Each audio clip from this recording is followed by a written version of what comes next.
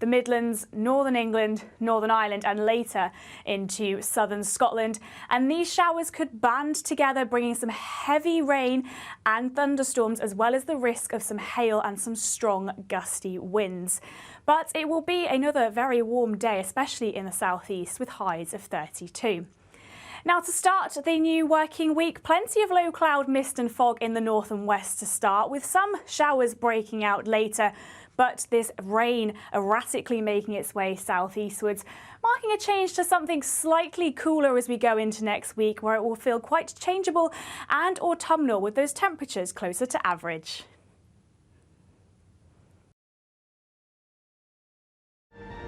The temperature's rising. Boxed Solar, proud sponsors of weather on GB News.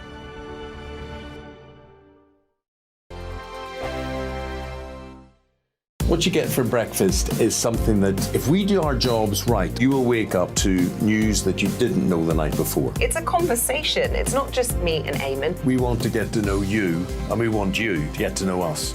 From 6, it's Breakfast with Eamon and Isabel. Monday to Thursdays on GB News, Britain's news channel. Westminster is going around in ever-decreasing circles, followed by the media. Britain is broken. How on earth did we get into this mess? But more importantly, how do we get out of it? Join me at 7 p.m, Mondays to Thursdays on Farage, here on GB News. We will have open, rational debate. We've got to work out how Britain moves forward from this. Join us here on GB News, the People's Channel. Britain is watching. When the news happens, it happens here. And really important breaking news. Breaking news this morning. On TV, radio and online, the news starts here on Britain's Newsroom. All the biggest stories and the answers that you need from across the UK and beyond. Join Britain's Newsroom from 9:30 on GB News. The People's Channel, Britain's news channel. Join me, Patrick Christie's, Monday to Friday, 3 till 6. We tackle the day's news agenda like you've never seen before. It's high tempo, high octane, the most controversial topics and the best guests. You will not be able to take your eyes and ears off it. I'm not afraid to ask the questions that you really want answered. 3 till 6 p.m, Monday to Friday on GB News, the People's Channel, Britain's news channel. People in Britain, they love free speech, but they also love fair play. I don't care if I'm speaking somebody from a trade union, from the Labour Party, somebody from the SNP. And I think the viewers like to see that actually we can challenge one another, but in a positive way. We think we ask the questions that people want to ask, and often we ask the questions that we wanted to ask in Parliament but never got the chance to ask. So join us every Saturday, 10 a.m. till noon on GB News, Britain's news channel.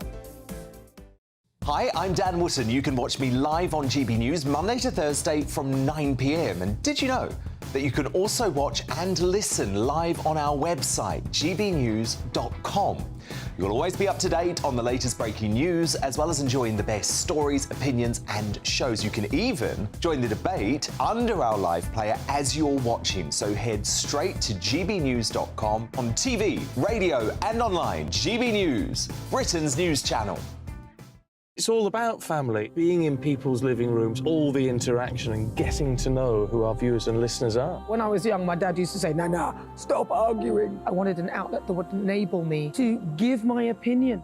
People are going through a really hard time right now, and I know that you don't feel like you're being listened to by the establishment. I came to GB News because it's the People's Channel, and I want the audience to have their say on the events of the day. We're dynamic. We do something different. Democracy shows that the wisdom of the nation is in its people. I get to travel to find out what the story is from a personal perspective. The British people aren't fools. We know when we're not being told the full story. We've got to work out how Britain moves forward from this. It's the best country in the world. The establishment had their chance. Now we're here to represent your views. Britain's watching. Britain's watching. Britain's watching. We're proud to be GB News, the People's Channel, Britain's news channel.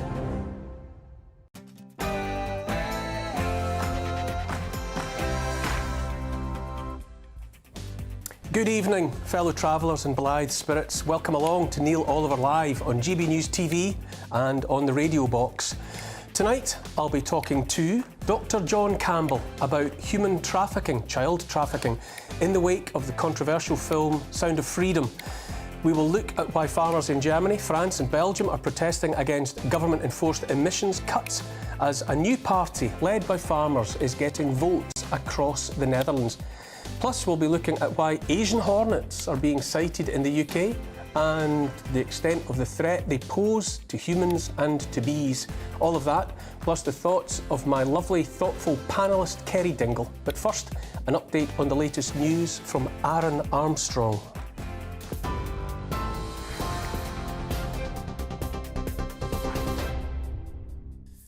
It's 6 o'clock. Good evening to you. Aaron Armstrong here in the GB newsroom. New details have emerged of how the escaped terror suspect Daniel Khalif was apprehended after 4 days on the run.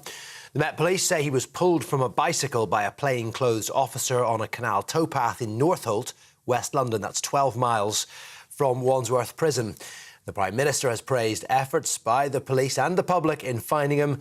And Commander Dominic Murphy, the Met's counter-terrorism chief, has echoed those thoughts, praising the public for the information they provided. We've had a significant number of counter-terrorism detectives working on this and officers and staff from across SO15 here, but also a huge amount of support from the wider Metropolitan Police who have been utterly dedicated to trying to find Daniel. And so at that moment in time, there were a large number of officers in the southwest London area all searching for Daniel, and I'm pleased to say that's what led to his capture this morning. The media and the public have played a very, very substantial role, and that cooperation has been so significant in finding Daniel and making sure that he's back in custody today. Shadow Justice Secretary, though, Shabana Mahmood, says the Conservatives have broken the prison system.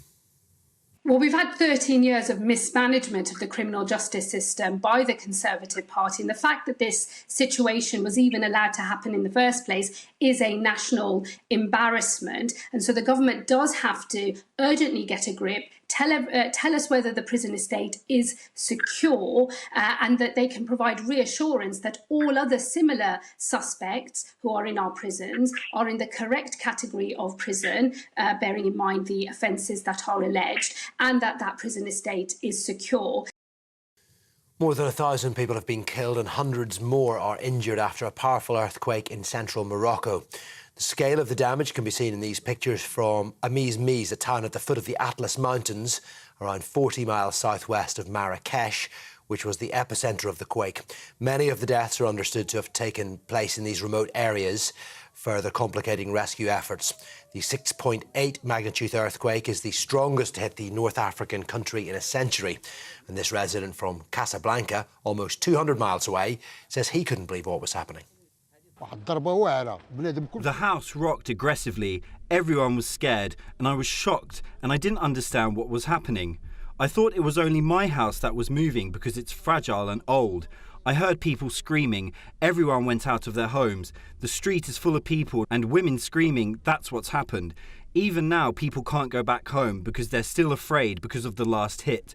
The first hit, we didn't feel it. People can't go back to their houses because they're still afraid. Because of the second hit, I think it's a 7 magnitude. Relatives of 10-year-old Sarah Sharif have been detained for questioning by police in Pakistan. Her father, his partner and siblings fled the UK for Pakistan after Sarah was found dead at her home in Woking last month. A post-mortem examination found she suffered multiple injuries over an extended period of time. Rishi Sunak says he and India's Prime Minister Narendra Modi have a lot of hard work to do before a trade deal can be reached. The Prime Minister refused to put a deadline on the agreement and has warned that a deal is not a given. During the G20 summit of world leaders in Delhi, delegates agreed on a joint message with strong language about Russia's illegal war in Ukraine. On the trade deal, Rishi Sunak, though, says the summit can pave the way for opportunities between the countries. Prime Minister Modi and I had a very warm and productive discussion on a range of different things. With regard to the trade deal, there's a desire on both of our parts to see a successful trade deal concluded. The opportunities are there for both countries, but there is a lot of hard work that's still to go, and we need to work through that, as we will do. But I think there's also opportunities for us to deepen our relationship in lots of different areas, and he and I talked about that as well, whether it's in defence and security, in education, research, all sorts of things. And if you've been out and about, you'll no doubt have been enjoying the hot weather, the hottest day of the year so far. It's been 32.7 degrees here in London at Heathrow, and it is the 6th day in a row the UK has recorded a temperature of over 30 degrees. So that's what you do. You hit the swimming pool and you bring your dogs with you. The heat likely to carry on until tomorrow when, yeah, you guessed it, there are thunderstorm warnings in place. And that's the case in Northern Ireland as well. A yellow warning alert there for Sunday. Agatha Christie's grandson has unveiled a life-size statue of the author in Oxfordshire. The bronze statue of Dame Agatha is seated on a bench in her hometown of Wallingford. It's called a monument to imagination. And it shows the author glancing up from the pages of her book, perhaps finding inspiration for her next novel. This is GB News on TV, on digital radio, and on your smart speaker too. Just say play GB News. That's it from me. Now it's over to Neil.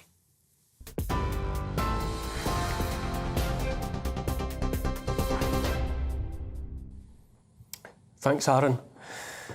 There's a war on humanity, a war against the people waged by predators and philanthropaths, aided by poodles in government and the establishment. The declared aim of the war is to force all of us to accept less.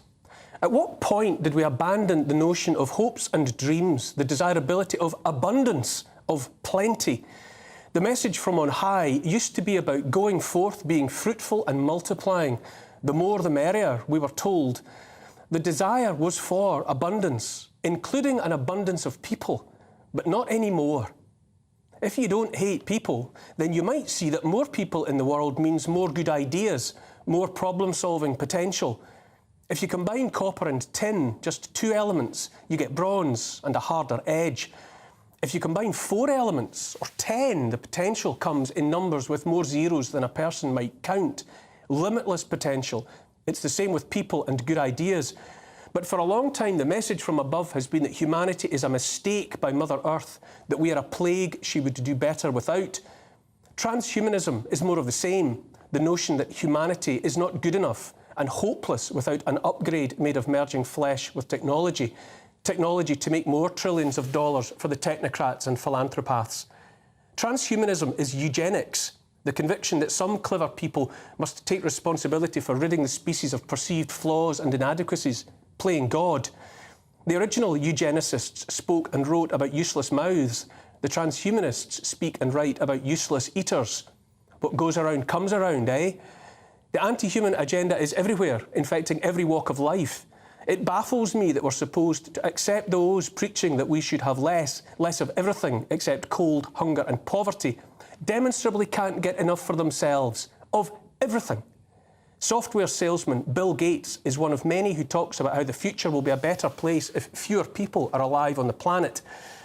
In a world in which infertility is everywhere, in which nation after nation, especially in the West, is failing to produce enough babies even to maintain populations, where children are mutilated into barren sterility, Gates and co. preach the religion of managed extinction. He's hardly alone. In an article in The Guardian in 2009, the late Duke of Edinburgh, a father of 4 himself, was quoted saying, "In the event that I am reincarnated, I would like to return as a deadly virus to contribute something to solving overpopulation." Stanley Johnson, father of baby daddy Boris and of 4 children in total, predicts a future Britain doing splendidly if the island is home to just 10 to 15 million people. Bill Gates is all about limited aspirations for everyone else, everyone but him and his, and yet he has a fortune and a haul of possessions so great it's impossible to unearth and list the extent of it all. He certainly has a financial worth to be counted in the hundreds of billions of dollars. He's the largest landowner in the United States with holdings in excess of 270,000 acres, while Agenda 21, the humanity-hating blueprint for sustainability, a word that's shorthand for you can't have any of that anymore, promotes an end to private home ownership and single occupancy. Gates has multiple homes. His principal address is a 66,000 square foot mansion in Medina, Washington, valued in 2021 at $130 million. It's nicknamed Xanadu 2.0 and has, among mind-boggling range and opulence, a dining room for 200 people. He's no fan of cattle, old Bill, and has said all the people of the developed nations should switch to meat grown in laboratories for sale by companies he owns, obviously having invested heavily in Frankenstein fodder. It's not about saving the planet, because the production of this ultra-processed material has a heftier carbon footprint, pound for pound, than cattle themselves. Bill Gates is very upset about how much carbon you and I make while living our little lives. And yet, as of February this year, his collection of aircraft numbered 6, 4 private jets, a helicopter and a seaplane. He has described private jets as his guilty pleasure. For Gates and his ilk, we are the problem, while he, in his own mind at least, is the solution. The so-called elites of the World Economic Forum pontificate about how all the control in the world ought to be in their hands, the hands of a technocracy. I prefer cacocracy, being ruled by the very worst of people, while we, on the other hand, should have nothing and be happy. When I talk about these stated aims of the WEF, I'm dismissed by the mainstream and are paid shills as a conspiracy theorist, and yet the avowed intention to increase the elite control of everything is there to be read in their own policy documents. My point remains, we are lectured and hectored about the necessity to live smaller, hungrier, colder, limited lives by those whose lifestyles are an exercise in excess. Joe Biden's climate czar, John Kerry, who preaches the end of the world is nigh, has a fortune of hundreds of millions of dollars and owns multiple homes. The family private jet was only sold last year after news broke it had pumped out 325 metric tonnes of carbon during just the first 18 months of his boss's presidency. When Democrat Al Gore ran for US president in the year 2000, his worth was listed at $1.7 million. 2 decades of climate alarmism later, and he's worth $300 million. His investment firm is valued at $36 billion and pays him $2 million a month in salary alone. The father of 4 has multiple homes, including a waterfront mansion in Montecito, valued at $13 million, which seems like quite a punt for a man who predicts the world's oceans are set to rise by 10 feet, or perhaps much more. All around us are high-profile billionaires and multimillionaires preaching the need for crushing restraint for the proles from the comfort of sun loungers on the decks of super yachts. Among much else, we need a new, bigger word to replace hypocrisy, which is just not cutting it anymore. This week, a vast majority of British MPs nodded through an energy bill which grants the power of forced entry to private homes to install smart meters, kill switches, enabling the remote disconnection of homes at the will of the state. Wastes of skin in Westminster waved through legislation that means that while the maximum sentence for common assault is 6 months in jail, failure to install a heat pump might see you behind bars for a whole year. Attack and beat a woman in the street and do 6 months.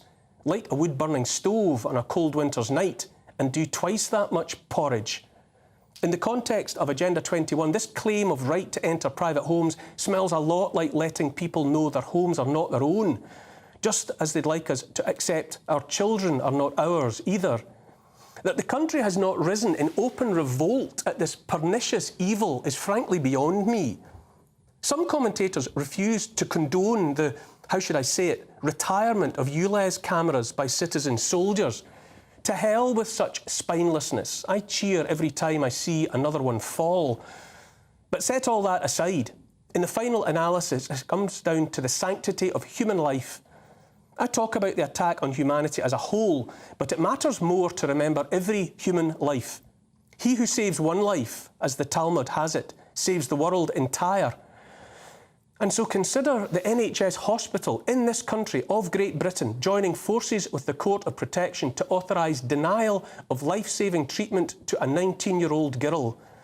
As the Independent Catholic News reported, this decision, enforced by the court, is condemning her to death. The judge in the case, Mrs. Justice Roberts, has set in place reporting restrictions that make it illegal to identify the girl, her family or the hospital. She is known only as ST. She's conscious, able to speak, and has instructed her own lawyers to argue she should be kept alive and allowed to go to Canada for experimental treatment that would give her a chance of survival. At present, she's dependent on dialysis and other intensive care. The functioning of her brain is unaffected, however, and 2 psychiatrists instructed by the hospital have concluded she's perfectly fit to make decisions about her own treatment. Despite this, the hospital has argued that ST is actively dying. Instead of keeping her alive, they want to put ST on a palliative care plan, denying her dialysis so she dies of kidney failure within days. The Independent Catholic News reported ST has told the psychiatrists she disagrees with the doctors and wants them to continue to sustain her life. She wants to be given a chance to participate in clinical trials of nucleoside therapy.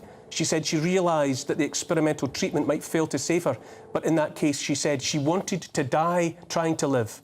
The NHS doctors, however, say ST's refusal to trust their judgment and accept her imminent death is delusional. Justice Roberts agrees with them, dismissing the psychiatrist's opinions and concluding that ST is incapable of making decisions for herself in relation to her treatment.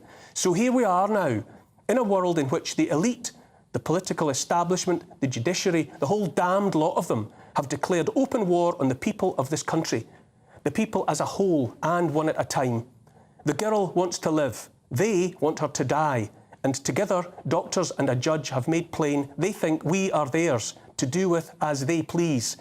If we stand by while this wickedness unfolds, I say we are accomplices before, during and after the fact. There are stains on our souls that won't wash out.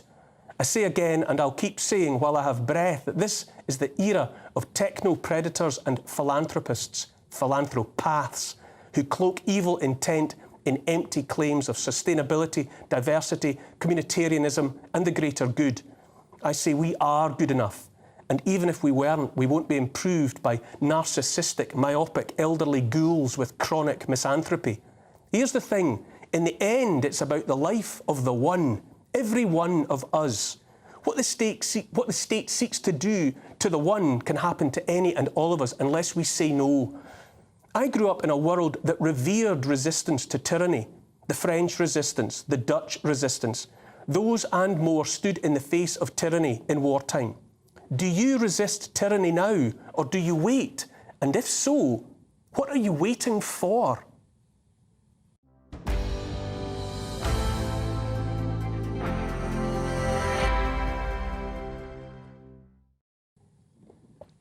Welcome, Kerry. Thank you for joining me this evening. Where does the line need to be drawn between what the state can do and who we are? I think I'd abolish the line myself, because I think who we are what matters in its entirety. But I think the problem we've got, I think you make some really important points, especially about how far modern misanthropy or the neo-Malthusian concerns of the overpopulation freaks, although that's kind of gone down a little bit since they've had to recognise falling birth rates. But there's no doubt this level of contempt for every man, for all of us as citizens, and a desire to consequently control us because we're so problematic all the time. And I think you see that in the case of this girl, because who does it harm to let her try and live? Who does it harm? Well, it doesn't harm them, but it's questioning their authority, and that they see as problematic. But the problem I've got with this is I talk to young people all the time in the film projects and the charity I run, and the green thinking, the misanthropy is so now in the water, part of their DNA, that not so long ago I had a group of 40 or 50 young people. One of them put their hand up and said to me, "Kerry, why are you so concerned about human beings?" And I was like, I didn't know. What did you say? I didn't know where to look. I mean, I just said, as opposed to what? Fish, you know. And we then had a big discussion and an argument. I said, well, you know, this is... Anyway. What do you make, though, you know, the ULEZ? I think the opposition to ULEZ, let's couch it there, is the first sign of people saying enough. And if we are backed into a corner from which we have no escape but direct action, then direct action it is. No, I think direct action, and I believe in direct democracy, is absolutely the way we've got to go. I don't think we've got any choice in the matter, and we need a much more direct democracy to have more control, actually to even survive the cold, the poverty, the cost of living crisis, and all the things and the austerity that's being thrown at us. We don't have any choice in that matter. But the problem is if we accept the underlying premise and if a younger generation who think we're just whinging diesel drivers, yeah, then we have a problem. I have to say, I speak to, you know, my kids are of that age, and I speak to them and I speak to their cohort. And in my experience, their cohort sees this the way I see it. And they see the green agenda and they see the trans agenda and they see so much of it as nonsense, of which they want no part, which gives me some reassurance. I'm going to have to go to a break at the moment, but we'll pick this up. After the break, I'll be talking to Dr. John Campbell on human trafficking in the wake of Sound of Freedom. Don't go anywhere. What you get for breakfast is something that, if we do our jobs right, you will wake up to news that you didn't know the night before. It's a conversation. It's not just me and Eamon. We want to get to know you, and we want you to get to know us. From 6, it's Breakfast with Eamon and Isabel. Monday to Thursdays on GB News, Britain's news channel. Westminster is going around in ever-decreasing circles, followed by the media. Britain is broken. How on earth did we get into this mess? But more importantly, how do we get out of it? Join me at 7 p.m, Mondays to Thursdays on Farage, here on GB News. We will have open, rational debate. We've got to work out how Britain moves forward from this. Join us here on GB News, the People's Channel. Britain is watching. When the news happens, it happens here. And really important breaking news. Breaking news this morning. On TV, radio and online, the news starts here on Britain's Newsroom. All the biggest stories and the answers that you need from across the UK and beyond. Join Britain's Newsroom from 9:30 on GB News. The People's Channel, Britain's news channel. Join me, Patrick Christie's, Monday to Friday, 3 till 6. We tackle the day's news agenda like you've never seen before. It's high tempo, high octane, the most controversial topics and the best guests. You will not be able to take your eyes and ears off it. I'm not afraid to ask the questions that you really want answered. 3 till 6 p.m, Monday to Friday on GB News, the People's Channel, Britain's news channel. People in Britain, they love free speech, but they also love fair play. I don't care if I'm speaking somebody from a trade union, from the Labour Party, somebody from the SNP. And I think the viewers like to see that actually we can challenge one another, but in a positive way.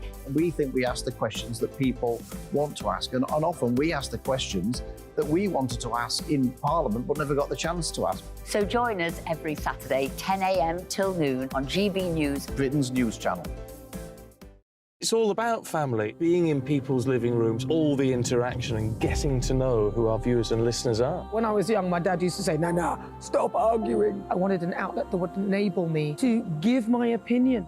People are going through a really hard time right now, and I know that you don't feel like you're being listened to by the establishment. I came to GB News because it's the People's Channel, and I want the audience to have their say on the events of the day. We're dynamic. We do something different. Democracy shows that the wisdom of the nation is in its people.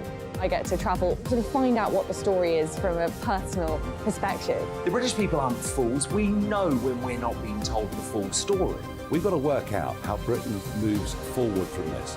It's the best country in the world. The establishment had their chance. Now we're here to represent your views. Britain's watching. Britain's watching. Britain's watching.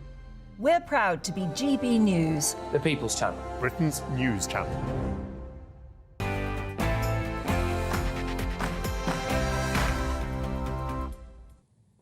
Welcome back to Neil Oliver Live. I spoke at the top of the show about the war on humanity, on the individual. Among the uncounted casualties of the war are children, unknown numbers of them, as it turns out. The new movie, Sound of Freedom, tells the story of one man's efforts to save children from being trafficked for sex and other purposes. Dismissed and ridiculed in the US when it opened in cinemas as more conspiracy crankery, it undeniably and irrefutably depicts reality. My first guest tonight is Dr. John Campbell, familiar to millions on the internet, who has this week turned his attention to statistics that should horrify and shame every last one of us. Hi, John, how are you? Good, Neil, thank you. Good to be back on again. And I'm really sorry we have to be discussing this in the 21st century. It really is an indictment on everyone and on humanity that this needs to be discussed and needs to be brought to the surface. Can you give a sense of the scale, John? That's really, when I listened to your 20 minutes or so of commentary, it was the cold reading of statistics, undeniable, from official world bodies. Can you give us the scale? Yeah, it's the only way I can get through it, Neil, just keeping it as cognitive as possible. So this is from the United Nations data at the moment. 50 million human beings are in slavery and forced marriage as we speak, 50 million people. That's 1 in every 150 people in the world is currently in some form of modern day slavery. Over 12 million of these, Neil, are children. The most common purpose for this imprisonment, incarceration, is sexual exploitation. Not the only purpose. There's also forced labour and there's also organ harvesting, but sexual exploitation is the main one. 6.3 million people in situations of forced commercial exploitation on any given day. So today, 6.3 million men, women and children, often even babies, have been subject to forced commercial exploitation. And the numbers are even higher than that because that data is a little out of date. And this number definitely includes 1.7 million children in commercial sexual exploitation from the United Nations. Now, I've checked with Statistica, Neil, in the Encyclopedia Britannica. The transatlantic slave trade went on from 1501 to 1866, and this despicable, evil trade trafficked 12.5 million human beings. The Barbary slave trade, where people were kidnapped and taken to the Barbary states from European countries from 1500 to 1750, 1.25 million people. So this dwarfs previous problems with slavery. Over 50 million people now, and it's growing exponentially. This is one of the world's biggest problems. In terms of organised crime, this is second only to drug trafficking and drug exploitation and drug use. Kerry, when you listen to this, when you listen to figures like that, what's your gut feeling?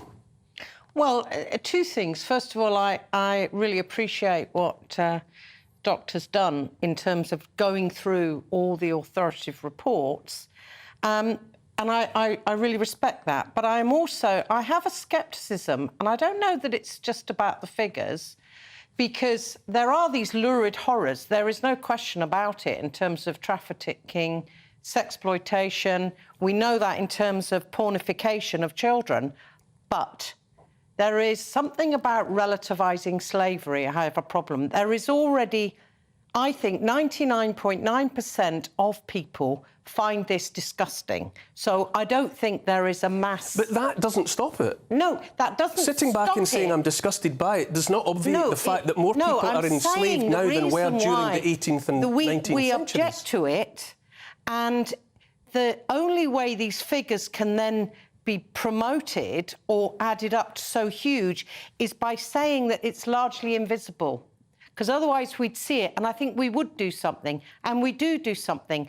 And there is a swathe of laws making it all criminal. But and actual slavery, let's not forget that the Atlantic slave trade was legal ownership of other people as animals. Yes, chattel This is not legal. Chattel slavery is a separate entity. It is. But John, the note there that Kerry is sounding, it is, to me, is part of what troubles me. As though, because it's not about ownership, it's not as bad. And yet you're talking about millions of people and children and babies being used, owned or not. And this distinction between chattel slavery and the sexual and commercial exploitation of people, I think that's the problem. Is that why it falls into a void of being ignored? I think whether these people are legally owned or not illegally owned doesn't change their status. We have adults and children, men and women, who are being forced to work in unsafe situations, in mines, in farms. They're exposed to toxins, they're exposed to heat, they're exposed to cold. We have people who are exploited for their organs. They're moved across borders. There's organised organ removal, organised by criminal networks and some state actors along the way. and they're also in situations of daily rape. It's estimated that for children that are in sexual exploitation and sexual slavery, they're expected, or they, on average, they've been estimated to service 1,500 clients per year. And we're talking about brutal rape here. Now, if you talk to a child who's been brutally raped, Neil, I don't think he really cares whether he's owned or not. The point is he's being brutally raped, and there's nothing he can do about it. He's completely subjugated, he's completely incarcerated, he's completely imprisoned, whether there's some legal piece of paper or not to denote Yeah, but ownership. Nobody would dispute that. The horror of it and the reality of people living degraded, exploited, dominated, cruel lives, that's indisputable.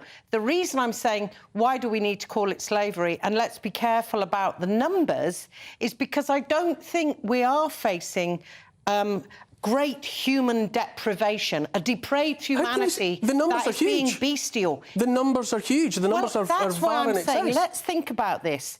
Is it really the case that in Britain, for example, we have this great depraved humanity doing bestial criminal acts to children?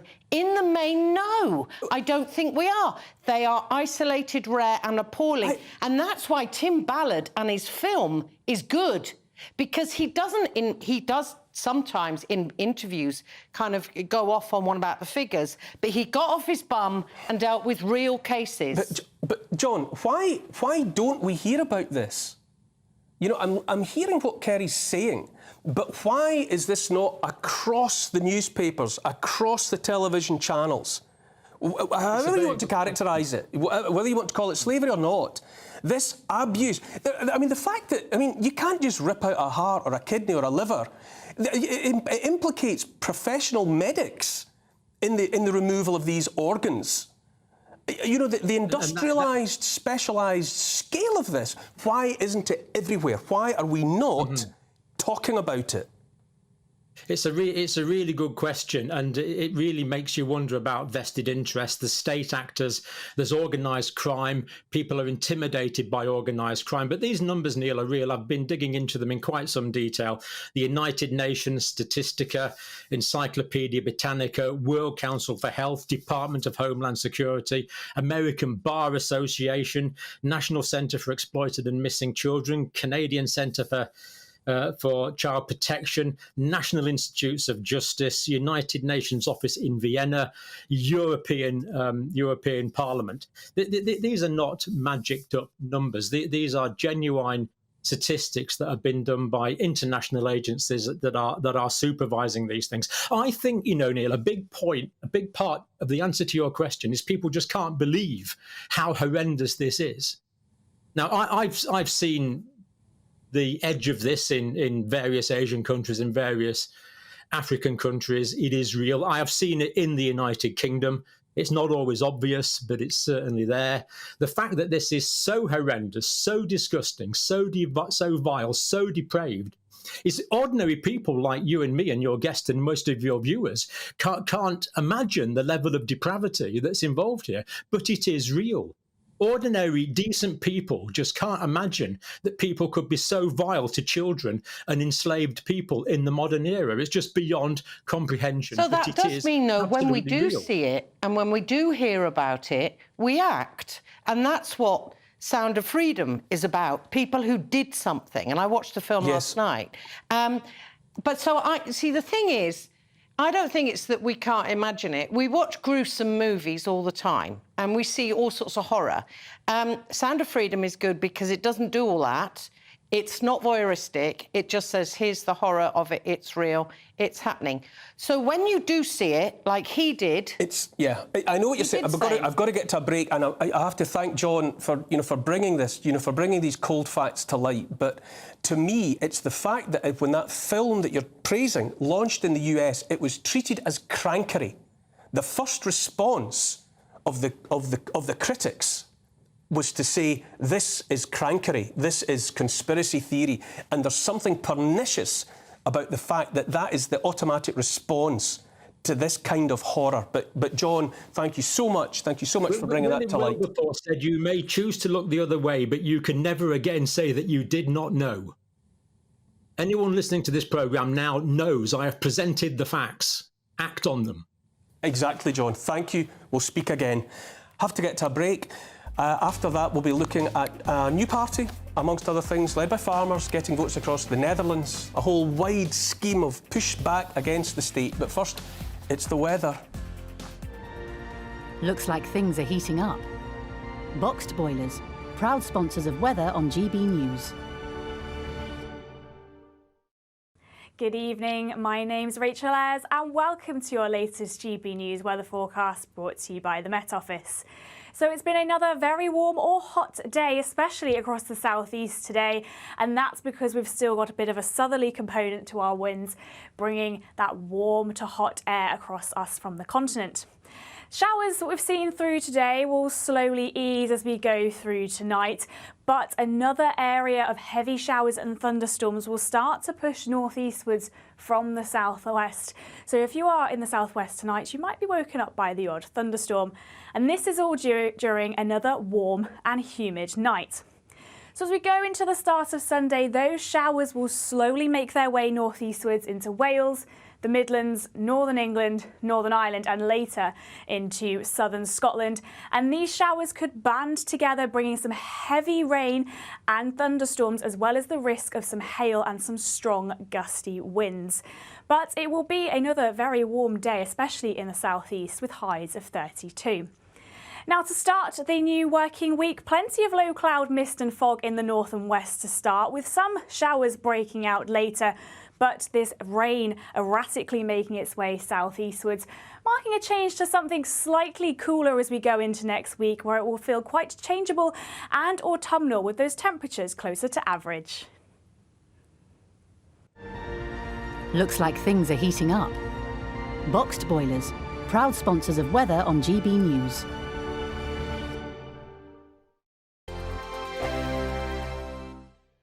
The Live Desk with me, Mark Longhurst. And me, Pip Thompson. It's here Monday to Friday on GB News. From midday, we'll bring you the news as it breaks, whenever it's happening and wherever it's happening, from across the UK and around the world. Refreshing, feisty, but with a bit of fun too. If it matters to you, we'll have it covered on TV, radio and online. Join the Live Desk on GB News, the People's Channel, Britain's news channel. So Jubes and Kerr, we tackle the issues of the day with real robust debate, both sides of the fence, battling it out with me in the middle with my forthright opinions and views. And often really interesting things happen because you start with a position and then by the end of the debate you find actually, well, I might not have thought about that one. What we need in this country is 2 new political parties. You should maybe think about doing a 2024 calendar. I'm Michelle Dewberry and I'm keeping you company right through until 7 o'clock this evening. GB News, the People's Channel, Britain's watching.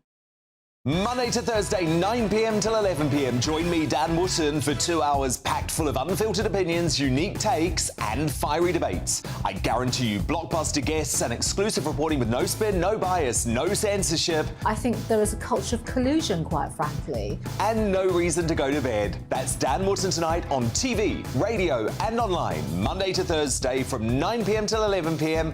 only on GB News, Britain's news channel. In a world of dull and predictable radio and TV shows.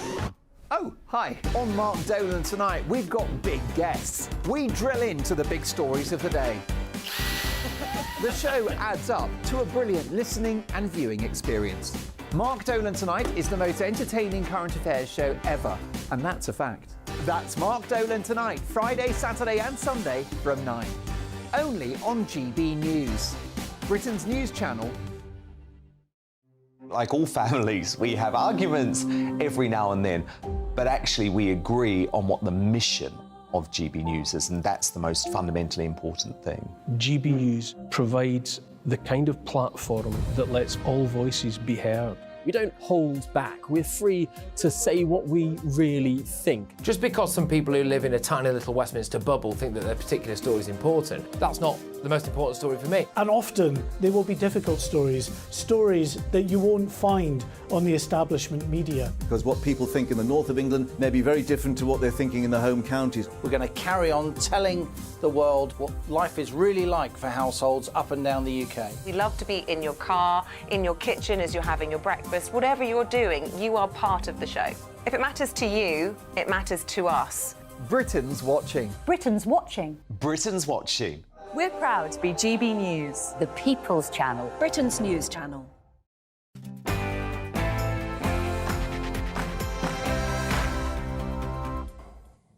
Welcome back once more to Neil Oliver Live. Our rights and freedom are being stolen from under our noses by an unholy alliance of corrupt MPs and transnational corporations. This week, an overwhelming and utterly sickening majority of MPs in the UK nodded through legislation that gives the state the right to kick down your doors in pursuit of fulfilment of the suicide note that is net zero. There, in plain type, is the determination to jail those who would light a stove to warm their children for twice as long as a thug who attacks a woman in the street. Are you not entertained? Joining me to discuss the emergent situation here and elsewhere is academic and thinker Ralph Schulhammer. Ralph, thank you for joining me. Neil, great to be back. Great to see you there. You know, we're talking about, you know, the moves that people are making, the Farmers' Party in the Netherlands to push back against authoritarianism and the land grab. I'm particularly interested, though, that what I consider an abomination by British MPs this week. I understand something similar has been unfolding, for example, in Germany when it comes to, you know, this application of control over people's lives.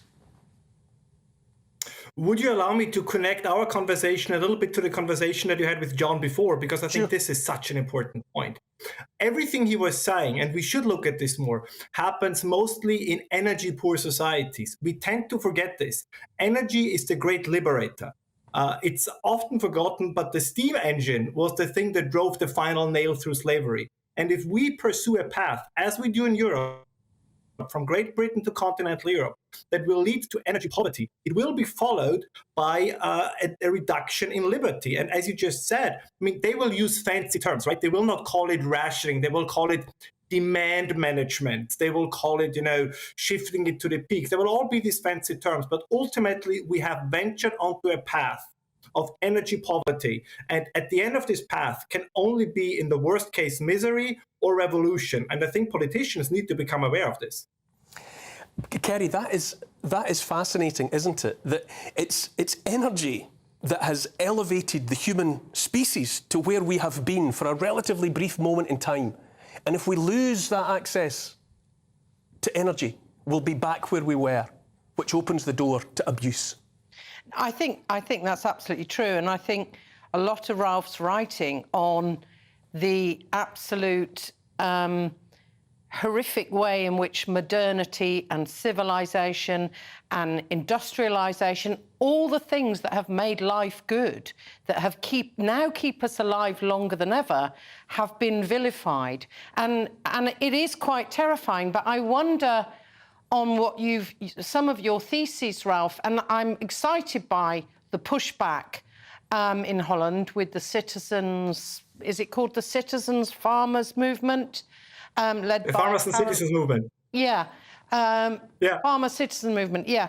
And I'm saddened by the lack of a kind of pushback in Ireland, but I'm wondering, do we actually need to go further in the sense that arguing for a pushback against this kind of green austerity and impoverishment that we face and anti-humanism that we face is one thing.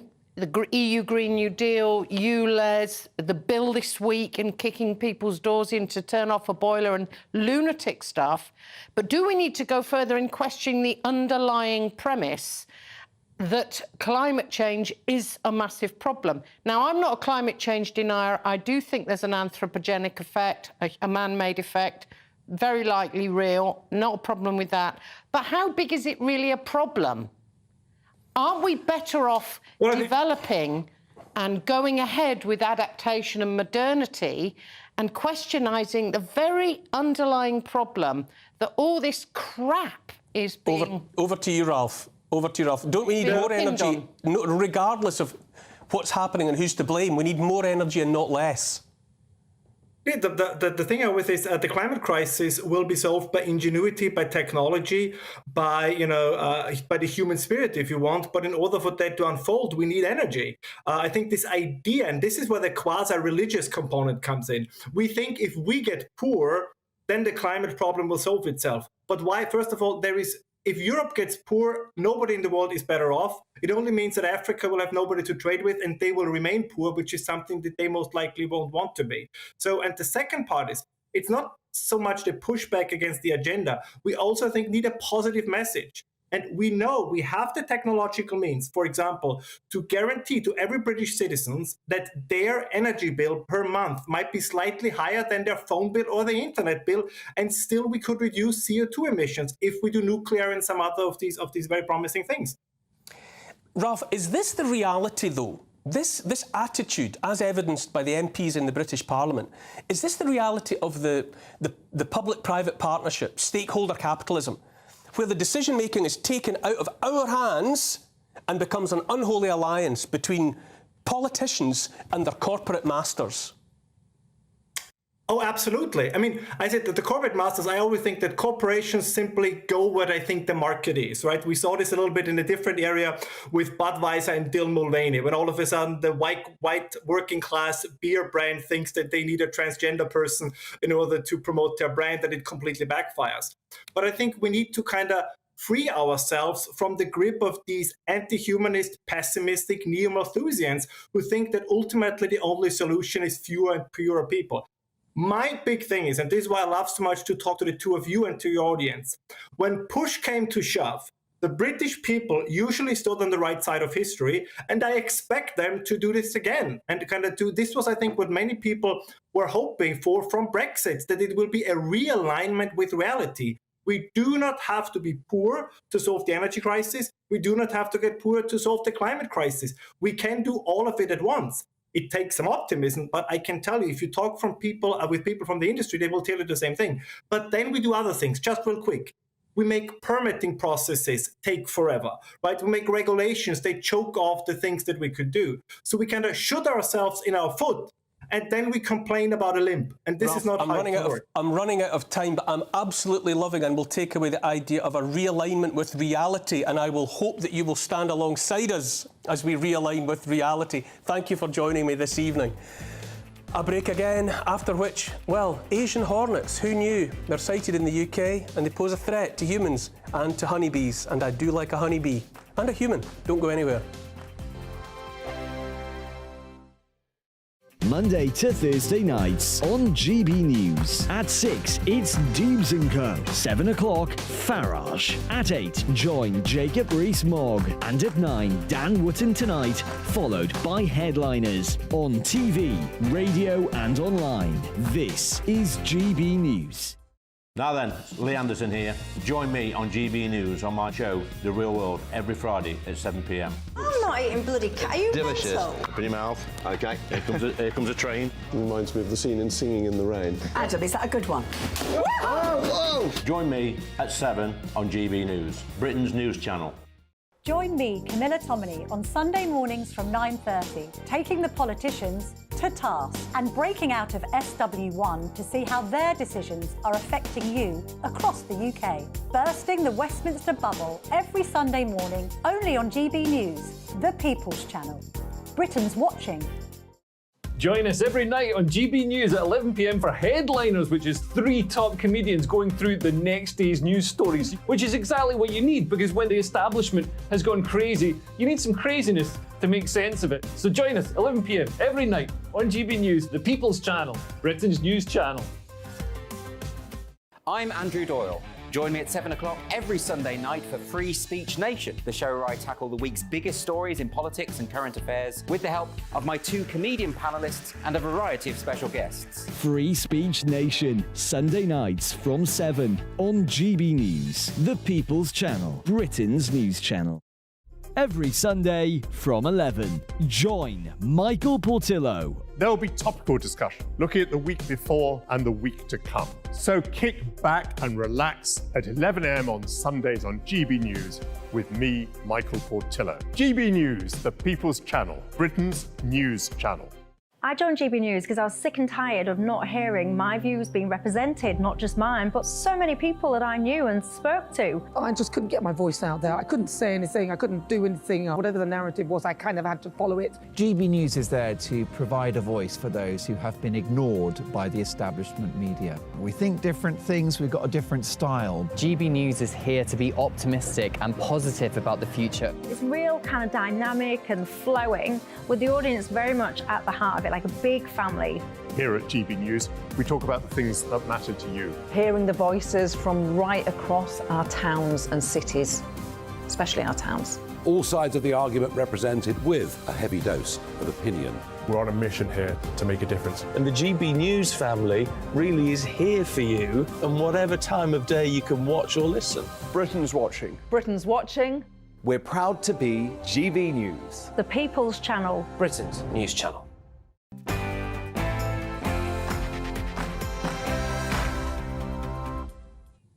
Welcome back once again. Goodness me, it goes quickly this hour between 6 and 7. Now, as if our bee population didn't have enough to worry about, what with pesticides and the rest, now there's a new sheriff in town, apparently. Asian hornets out of the east have spread across Europe and now into Britain. Beehives are being wiped out in their entirety. And there is, too, a threat to human life. Joining me now to assess the threat is Mark White, Dorset Asian Hornet Coordinator. That's a job title to contemplate. It is indeed. It's a bit of a mouthful as well. What exactly are we dealing with? What is an Asian hornet? What does it look like? How big is it? It's roughly a little bit smaller than a £2 coin. It's actually smaller than our native European hornet, but its tendencies to predator our native insects, not just bees, but any native flying species, is the most concern to us at the moment. Why is it, if it's not as big and maybe not as ferocious, why is it penetrating bee defences in ways that existing problems don't? Basically, it's got no known predators here in the UK and in mainland Europe. So its progress across Europe since 2004 has just been basically unstopped by any local or any insects that come across it. They just simply have not come across this type of insect before, and they don't know how to tackle it. Does the hornet predate upon bees because do they eat bees? Do they eat honey? What are they going after the bees for? Mainly after the proteins that the bees have. So bees are only about 35% of the Asian hornet diet, but it is easy picking for bees. So the hornets will basically hawk outside, as you can see now, outside of a beehive, and they'll wait for any returning bees or bees departing from the nest, and basically they'll catch the bee mid-flight, decapitate its body, cut its head off, scroll up the remains of the body, and basically take that back, the protein they're getting back to its hive young. Wow.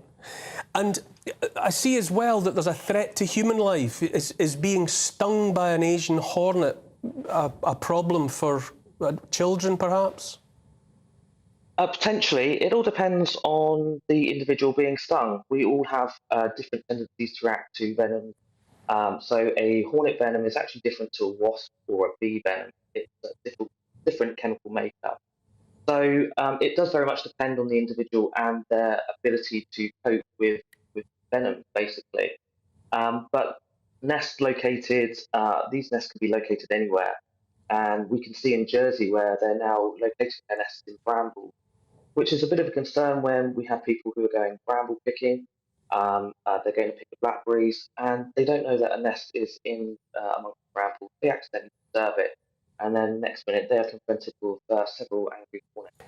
Kerry, it seems we never have to wait too long before there's the arrival of another migrant species to be alarmed about. Are you frightened?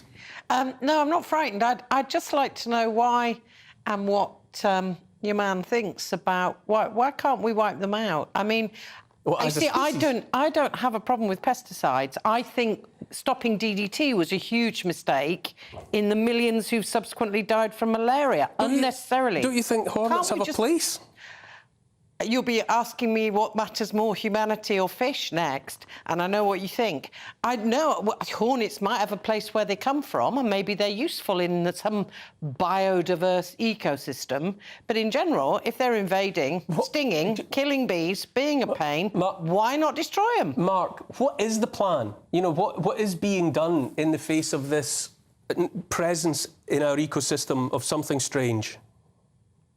So we've tried to learn from how they've been introduced in France accidentally in 2004 to how they've suddenly in 90 I'm going years to have to spread let you go, across. Mark. I've run out of time this evening. Thank you for watching. Thank you, Kerry. Back same time next week. Next up, Father Calvin Robinson. And that's all there is to it. That warm feeling inside. From Boxed Boilers. Proud sponsors of weather on GB News. Good evening, my name's Rachel Ayres and welcome to your latest GB News weather forecast brought to you by the Met Office. So it's been another very warm or hot day, especially across the southeast today, and that's because we've still got a bit of a southerly component to our winds, bringing that warm to hot air across us from the continent. Showers that we've seen through today will slowly ease as we go through tonight, but another area of heavy showers and thunderstorms will start to push northeastwards from the southwest. So if you are in the southwest tonight, you might be woken up by the odd thunderstorm. And this is all during another warm and humid night. So as we go into the start of Sunday, those showers will slowly make their way northeastwards into Wales, the Midlands, Northern England, Northern Ireland and later into southern Scotland. And these showers could band together, bringing some heavy rain and thunder